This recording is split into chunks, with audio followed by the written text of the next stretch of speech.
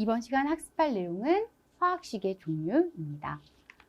화학식의 종류 첫 번째, 시성식입니다. 시성식은 화합물의 성질을 알 수 있도록 작용기를 표시해서 나타낸 식을 시성식이라고 합니다. 문제에서 다음 물질에 화학식을 쓰세요 라고 했을 때 여러분은 시성식을 쓰면 되는 거죠. 아세트산에 화학식을 쓰세요 라고 한다면 아세트산의 시성식을, 즉 작용기를 표시해서 나타내는 시성식을 쓰면 됩니다. 아세트산은 CH3COOH라고 해서 이 카르복실기를 표현을 하는 시성식으로 표현할 수 있습니다. 자, 두 번째 화학식의 종류, 두 번째는 분자식입니다. 자, 분자식은 화합물을 구성하고 있는 각각의 원소의 종류와 개수를 나타낸 식이죠. 모두 나타냅니다. 자, 앞에서 봤던 그 아세트산의 시성식이 CH3COOH였다면 이 아세트산의 분자식을 쓰세요 라고 한다면 종류와 개수를 그냥 다 쓰면 됩니다. 그래서 탄소가 2개구나. 탄소가 2개, 그리고 수소가 3개, 1개 있으니까 수소 4개, 그리고 산소는 2개구나 라고 해서 아세트산의 분자식을 나타낼 수 있는 거죠. 다음은 실험식입니다. 자, 실험식은 화합물을 구성하고 있는 원소들의 종류는 그냥 그대로 쓰되 가장 간단한 정수의 비로 나타내는 식을 실험식이라고 합니다. 자, 앞서 봤던 아세트산의 분자식, 탄소 2개, 수소 4개, 산소 2개로 구성되어 있는 아세트산의 분자식에서 아세트산의 실험식을 구하라면 2와 4와 2니까 2로 약분할 수 있죠. 그래서 가장 간단한 정수비로 나타낸다면 탄소 1개와 수소 2개와 그리고 산소 1개로 이루어졌습니다. 라고 이렇게 아세트산의 실험식을 나타내면 되죠. 자, 그런데 그 실험식이나 화학식을 나타낼 때 아무런 표기가 없는 것, 즉 1은 생략합니다. 그래서 그냥 CH2O라고 했을 때 탄소 1개, 수소 2개, 산소 1개라고 해석하면 되죠. 자, 이렇게 보니까 실험식과 분자식 사이에는 어떤 적당한 관계가 있는 것 같습니다. 자, 이 실험식을 몇 배 하면 분자식이 돼라는 걸 확인할 수 있죠. 그래서 이 경우에는 실험식을 2배를 하게 되면은 원래 아세트산의 분자식을 찾아갈 수 있죠. 이렇게 해서 이 실험식을 몇 배 했을 때 분자식이 됩니까? 라고 해서 이 곱해지는 이 정수를 우리는 실험식 배수라는 표현을 쓰고 있습니다. 그래서 실험식과 분자식 사이에서는 이 간단한 정수비로 나타내다 보니까 몇 배 하게 되면, 실험식을 몇 배 하게 되면은 분자식을 찾을 수 있어 라는 관계를 확인할 수 있습니다. 자, 그렇다면 같은 실험식이 있다면, 예를 들어서 탄소와 수소로 이루어진 어떤 실험식입니다. 자, 같은 실험식이라고 해서 무조건 분자식이 같아질까? 그건 아닙니다. 자, 실험식의 배수가 만약에 2라고 한다면 탄소 2개와 수소 2개로 이루어진 아세틸렌이라고 하는 물질의 분자식이 되는 거고, 자, 실험식의 배수가 만약에 6입니다. 그러면 탄소 6개와 수소 6개로 이루어진 벤젠의 분자식이 되는 거죠. 그러니 실험식이 같다고 해서 분자식이 같다라는 말은 틀릴 수도 있다는 거 기억하시기 바랍니다. 자, 이렇게 표기를 하셔야지. 자, 이렇게 표기하시면 안 됩니다. 자, 이렇게. 요거 틀린 표현입니다. 자, 벤젠도 마찬가지입니다. CH가 6개가 있어. 뭐 이렇게 표기하시면 안 됩니다. 틀린 표현입니다. 반드시 아래 첨자를 사용을 해서 탄소가 2개, 수소가 2개, 또는 탄소가 6개, 수소가 6개 이렇게 표현을 하셔야 합니다. 자, 네 번째 화학식의 종류 구조식입니다. 구조식은 각각의 원소들의 결합 상태를 선으로 이렇게 나타내는 거죠. 이미 선으로 표현을 했다는 것은 공유 결합을 하고 있다는 겁니다. 자, 아세트산 탄소 주변 CH3COOH라고 하는 시성식을 이용을 해서 탄소와 탄소가 결합을 하고 있고, 왼쪽 탄소에 수소가 3개, 하나, 둘, 3개. 그리고 오른쪽 탄소에는 산소, 수소가 있는데 이런 배치가 어떻게 있느냐. 수소 왼쪽에는 이렇게 있고, 오른쪽에는 산소와 직접 결합하고 있는 게 결합선 하나로 이루어진 단일 결합의 산소도 있고, 이중 결합의 산소도 있고, 자, 수소가 이렇게 직접 탄소와 결합을 하고 있는 게 아니라 수소는 단일 결합을 하고 있는 산소 옆에 이렇게 결합하고 있습니다. 이렇게 실제 원소들의 결합 상태를 선으로 나타내는 식을 구조식이라고 합니다. 구조식 중에서도 몇 가지 우리가 외워야 되는 그런 구조들이 있으니까 잘 기억하시기 바랍니다. 자, 아세트산의 구조식은 자, 이렇게 표현할 수 있네요. 자, CH3COOH인데 카르복실기에 대한 표현이 이렇게 제시되었다는 거. 이중결합과 단일결합으로 이루어진 산소가 실제 탄소와 결합을 하고 있고, 수소는 단일결합을 하고 있는 산소와 결합을 하고 있다는 것도 확인할 수 있습니다. 다음 내용은 동소체와 이성질체입니다. 동소체에 대한 정의를 한번 살펴본다면 일단 하나의 원소입니다. 원소 한 개. 그리고 각각의 물질을 봤을 때는 성질은 다릅니다. 하지만 연소 후 최종 생성물, 즉 연소 생성물이 동일한 물질을 우리는 동소체라고 합니다. 예를 들어 볼까요? 자, 황입니다. 황은 사방황, 단사황, 고무상황이라고 하는 세 가지의 서로 다른 동소체가 있습니다. 각각의 성질은 서로 다릅니다. 하지만 황이라고 하는 하나의 원소로 이루어졌습니다. 하지만 구조가 다른 거죠. 배열이 달라서 다른 성질을 나타내는데 최종 생성물, 즉 연소 생성물로는 모두 이산화황이 되기 때문에 다음과 같은 사방황, 단사황, 고무상황은 동소체라고 구분을 하시면 됩니다. 자, 또 다른 예입니다. 정린과 황린입니다. 구성 성분은 무엇입니까? 라고 하면 인입니다. 인 하나로 이루어졌으면 정린, 인 4개로 이루어졌으면 황린이라고 합니다. 서로 성질은 다릅니다. 하지만 연소 후 최종 생성물, 즉 연소 생성물이 모두 오산화인이라고 하는 똑같은 연소 생성물을 만들기 때문에 정린과 황린은 동소체라는 표현을 씁니다. 자, 동소체를 찾으세요라고 하면은 하나여야 합니다. 하나의 원소로 이루어졌는데 각각을 봤을 때는 성질이 다릅니다. 하지만 연소 생성물이 같은 그런 물질을 우리는 동소체라고 구분을 합니다.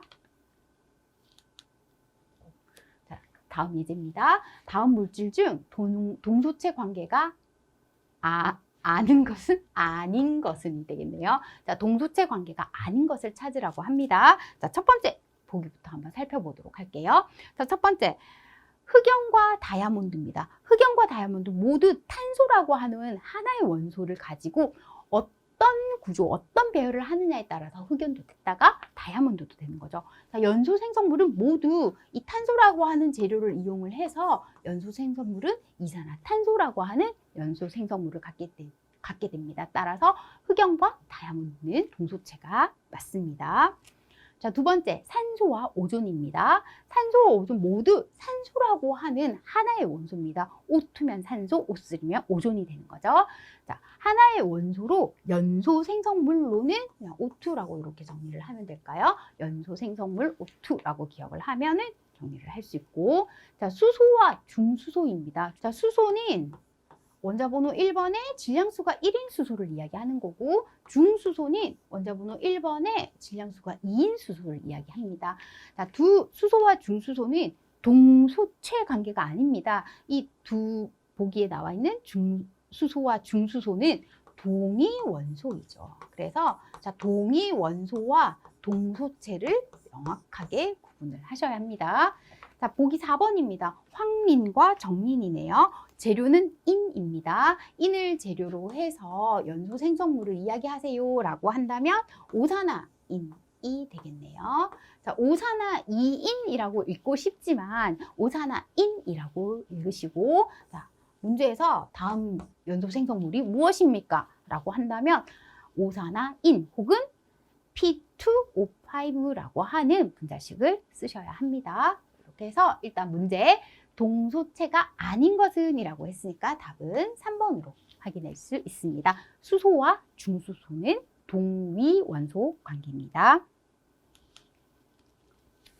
다음은 이성질체입니다. 자, 이성질체가 무엇입니까? 라고 한다면 이성질체는 크게 구조 이성질체와 그리고 입체 이성질체가 있습니다. 자, 먼저 구조 이성질체를 확인을 한다면 자, 분자식은 같지만 구조식이 달라서 성질이 다른 이성질체를 우리는 구조 이성질체라고 합니다. 자, 보기에 얘는 자일렌 또는 크실렌이라고 하는 화합물이 나와 있네요. 자, 시성식을 본다면 작용기를 그대로 표현을 하니까 탄소 6개와 수소 4개 그리고 CH3라고 하는 메틸기 2개를 가지고 있습니다. 자, 이 크실렌은 3가지 구조 이성질체, 즉 구조식이 다르다는 거죠. 자, 메틸기가 1번, 2번 위치에 있는 오르토 또는 올소라고 합니다. 올소 크실렌 그리고 1번, 3번 한 칸 건너뛰는 거죠. 1번, 3번 위치에 있는 메타 크실렌 그리고 2칸 건너뜁니다. 1번, 2번, 3번, 4번 위치에 있습니다. 1번, 4번 위치에 있는 파라 크실렌이라고 하는 3가지의 구조 이성질체를 가질 수 있습니다. 자, 입체 이성질체 한번 확인할까요? 자, 입체 이성질체는 공간에서의 배치가 달라서 생기는 이성질체를 이야기합니다. 입체 이성질체는 다시 한 번 더 기하 이성질체와 광학 이성질체가 있는데 이 기하 이성질체는 이중결합을 기준으로 해서 자, 만약에 여기 A라고 하는 물질이 있고 B라고 하는 물질이 이렇게 배치될 수도 있고 이중결합을 기준으로 해서 여기 A가 있고 B가 있다면 여기 B가 있고 A가 있을 수도 있다는 거죠. 그래서 이중결합을 중심으로 해서 같은 위치의 작용기가 같은 위치에 있으면 시스형, 다른 위치에 있다면 트랜스형이라고 해서 입체 이성질체, 첫 번째 기하 이성질체를 확인할 수 있고 두 번째 광학 이성질체는 이 거울에 비치는 것과 같은 서로 이렇게 포개였을 때 결코 겹치지 않는 구조를 광학 이성질체라고 합니다. 그래서 이성질체 크게 2가지 구조 이성질체와 입체 이성질체 다시 한 번 더 입체 이성질체는 기하 이성질체와 광학 이성질체로 나눌 수 있습니다. 이성질체 예제 확인하도록 하겠습니다. 자, 헥산의 구조 이성질체는 몇 개입니까? 라는 질문이네요. 자, 헥산은 탄소 6개와 수소 14개로 이루어졌습니다. 자, 그렇다면 구조 이성질체니까 구조를 달리해서 이성질체를 한번 만들어 보도록 하죠. 자, 첫 번째, 탄소 6개가 그냥 한 줄로 쭉 나와 있는 상황이죠. 이렇게 자, 6개를 쭉 배열을 하면은 하나, 둘, 셋, 넷, 다섯, 여섯, 일곱, 여덟, 아홉, 열, 열하나, 열둘, 열셋, 14개의 수소를 각각 배치하면 됩니다. 그래서 첫 번째 구조가 나오는 거고요. 자, 쭉 한 줄로 배열을 했다면 이제 탄소를 5개만 이렇게 이용을 하는 거죠.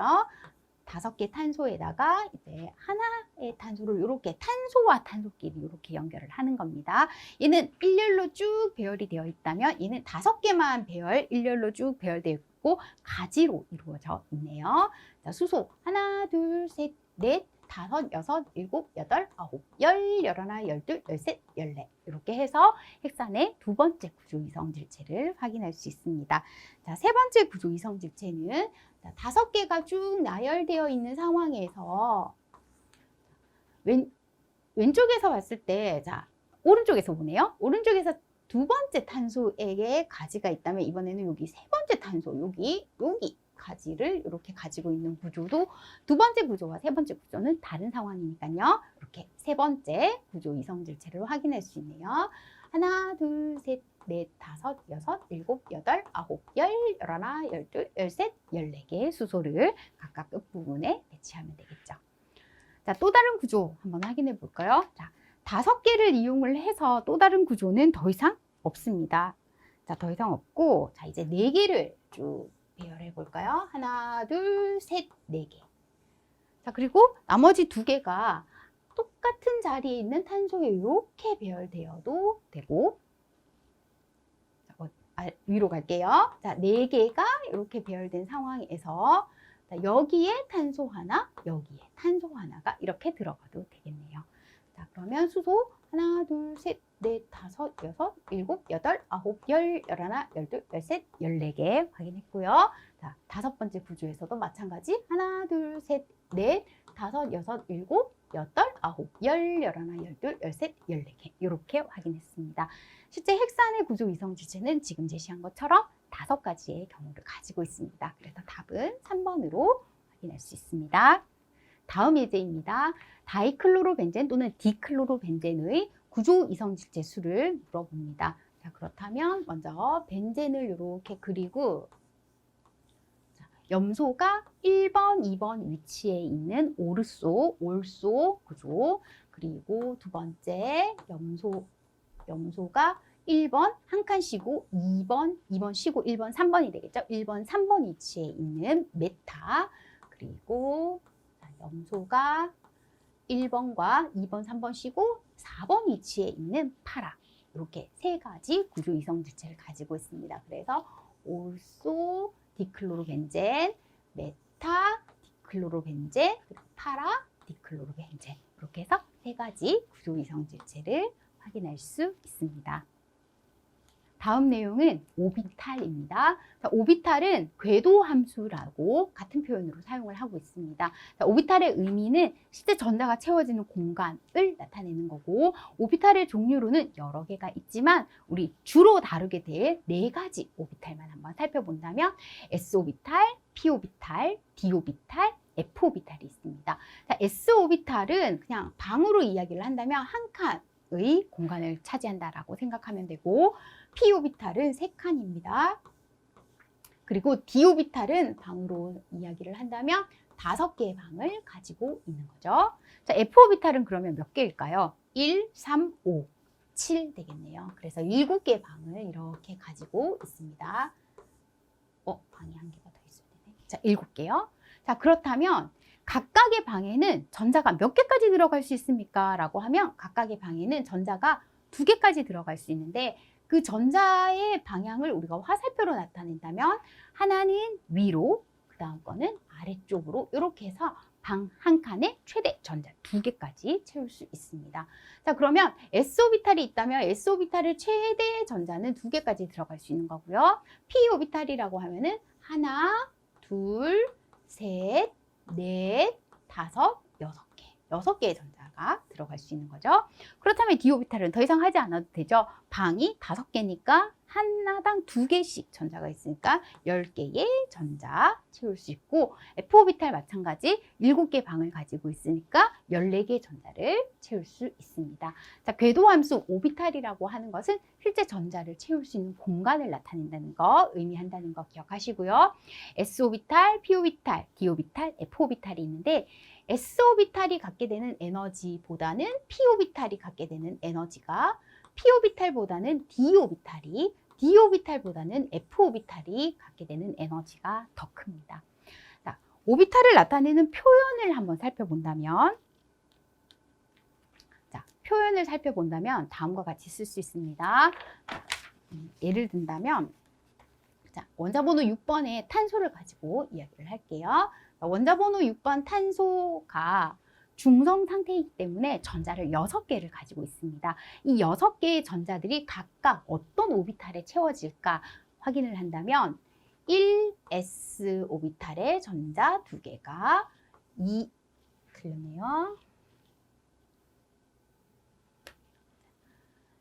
2s 오비탈의 전자 2개, 그리고 2p 오비탈의 전자 2개를 가지고 있습니다.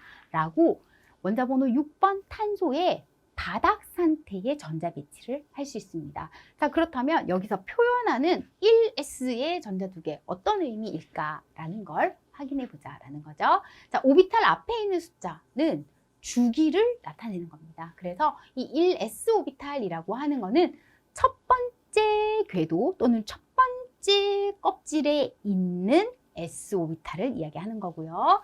자, 2s라고 하는 거는 두 번째 껍질에 있는 궤도 함수 s 오비탈, 2p라고 하는 거는 두 번째 궤도 또는 두 번째 껍질에 있는 p 궤도 함수를 이야기하는 거죠. 그래서 자, 오비탈 앞에 있는 숫자는 주기 또는 궤도를 나타낸다는 거 기억하시면 되고, 자, 오비탈 위쪽입니다. 오른쪽 위쪽에 있는 요 수는 각각의 방에 전자가 몇 개 있는지를 나타내는 겁니다. 그래서 전자의 수를 우리가 나타낸다는 거. 자, 그렇다면 전자의 수를 다 합하면 중성 상태니까 전자 6개를 가지고 있네. 그렇다면 이 물질은 원자 번호가 6개가 되겠구나 라고 해서 전자의 수를 다 합하게 되면은 우리가 원자 번호를 확인할 수도 있습니다. 자, 바닥 상태의 전자 배치를 항상 하는 거니까 여러분 바닥 상태의 전자 배치를 기억하시면 됩니다. 자, 배치하는 순서는 자, 이렇게 하시면 돼요. 자, 1s 궤도 함수가 에너지가 제일 낮습니다. 그래서 낮은 데서부터 차곡차곡 전자를 쌓아 올리시면 되죠. 자, 1s 궤도 함수의 전자를 다 채우고 나면은 2s 궤도 함수의 전자를 채우고 2s 궤도 함수의 전자를 다 채우면 2p 궤도 함수의 전자를 채우면 됩니다. 자, 2p 궤도 함수의 전자를 다 채우면 3s 궤도 함수의 전자를 채우고 그 다음에 3p 궤도 함수의 전자를 채웁니다. 그리고 4s 궤도 함수의 전자를 채운 다음 3d 전자 궤도 함수의 전자를 채우면 되죠. 그래서 이 부분만 여러분이 기억을 하시면 돼요. 자, 이 부분이 중요합니다. 3p 궤도 함수 다음에 습관적으로 3d 궤도 함수의 전자를 채우려고 하는데 그러면 안 됩니다. 4s 궤도 함수의 에너지가 조금 더 낮기 때문에 4s 궤도 함수의 전자를 먼저 채우고 그리고 3d로 넘어가야 한다는 거죠. 자, 다행히도 우리 원자 번호 1번에서부터 20번까지 전자를 배치를 하게 되면 여기까지 사용이 됩니다. 여기까지. 그래서 3p 다음에 3d가 아니라 4s구나 라는 걸 확인하시면 됩니다. 자, 원자 번호 12번입니다. 마그네슘이 나타내는 오비탈을 한번 확인해 보도록 하죠. 원자 번호 12번 마그네슘이고요. 12개의 전자를 배치하면 돼요. 자, 순서는 1s, 2s, 2p 순서대로 가면 되겠죠. 자, 1s 궤도 함수의 전자가 2개, 2s 궤도 함수의 전자가 2개. 지금까지 2개 더하기 2개니까 4개의 전자를 사용했습니다. 자, 2p 궤도 함수의 전자가 6개. p 궤도 함수에 왜 6개 전자가 들어갑니까? p 궤도 함수는 방이 3개이기 때문에 각각의 방에 전자 2개 들어가면은 최종 6개 전자를 채울 수 있습니다. 자, 여기까지 하면은 지금 10개 전자 사용했네요. 자, 그럼 이제 3s 궤도 함수의 전자 2개까지 해서 우리 각각의 원자 번호 알고 있는 원소가 있다면 그 원소들의 바닥 상태의 전자 배치를 확인할 수 있는 거죠. 자, 바닥 상태 전자를 배치를 할 때 알게 모르게 사용했던 규칙들입니다. 다시 한 번 더 정리하도록 하겠습니다. 자, 첫 번째 훈수 규칙이라고 해서 나와 있는데 이 우리 지금 훈수 규칙 또는 훈두 규칙이라고 하는 내용에서 그냥 여기다가 추가적인 내용을 다 한꺼번에 정리를 하도록 하죠. 자, 에너지가 낮은 궤도 함수부터 차곡차곡 쌓아 올린다고 했으니까 전자 배치를 할 때는 쌓음 원리라고 하는 이런 알게 모르게 사용된 규칙이 있었고요. 자, 두 번째 훈트 규칙이라고 하는 규칙 사용을 했고 세 번째가 파울리 베타의 원리라고 해서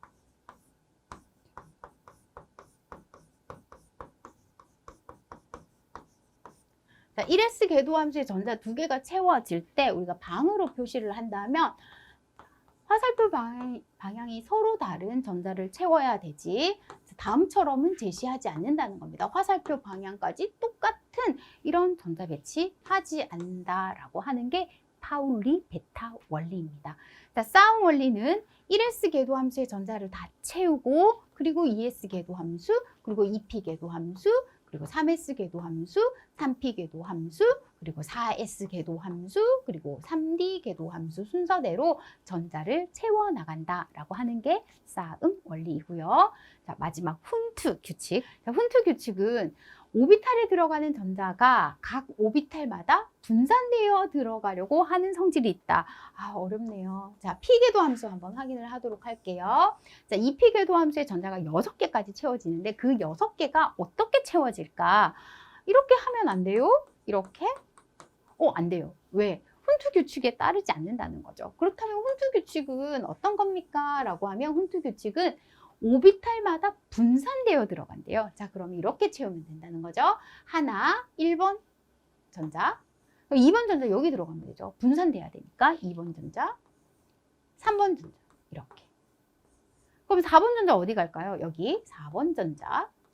5번 전자, 6번 전자 이렇게 들어갑니다. 이렇게 채우는 거를 훈트 규칙이라고 합니다. 이렇게 해서 우리 훈트 규칙까지 이용을 해서 우리 원자번호 20번 칼슘의 전자 배치를 한번 확인을 해 보도록 하겠습니다.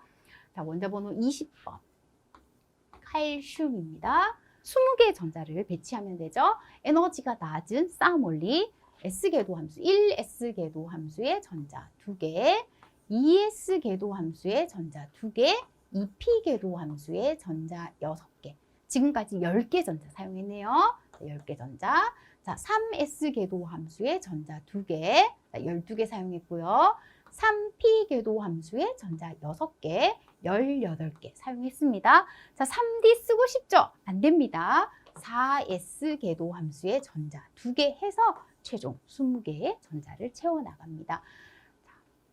이렇게 전자 배치를 했더니 파울리 베타 원리도 보이지 않고 훈트 규칙도 보이지 않습니다. 자, 그러면 하나만 빼서 보면 되죠. 자, 3P 궤도 함수의 전자 6개가 채워질 때 그 6개 순서가 어떻게 됩니까? 라고 하면 1번, 2번, 3번, 4번, 5번, 6번 순서대로 채워 들어갑니다. 라고 하는 게 훈트 규칙이었고요.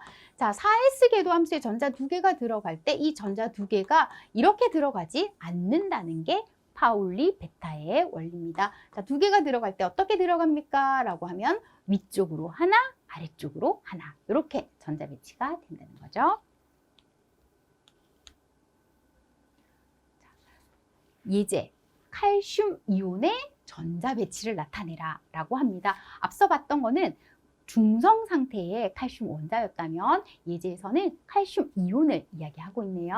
자, 칼슘 이온입니다. 원자 번호 20번이고요.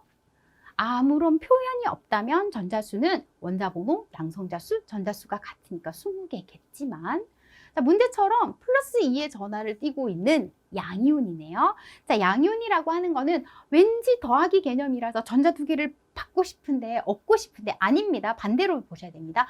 전자 2개를 잃어버려서 원래 양이온과 전자가 짝을 짓고 있다가 전자 2개가 없어졌기 때문에 그냥 양이온 2개가 남아있는 상황입니다.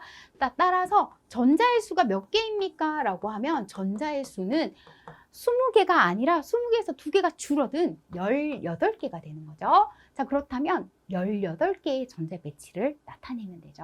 자, 파울리 베타 원리, 싸움 원리, 그리고 훈트 규칙을 이용을 해서 에너지가 낮은 궤도 함수부터 차곡차곡 전자를 배치하면 돼요.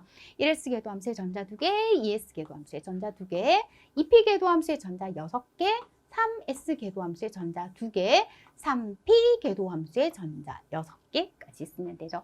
자, 4S 궤도 함수의 전자 2개 이거 쓰면 안 됩니다. 왜? 전자 2개를 잃어버린 상태니까요.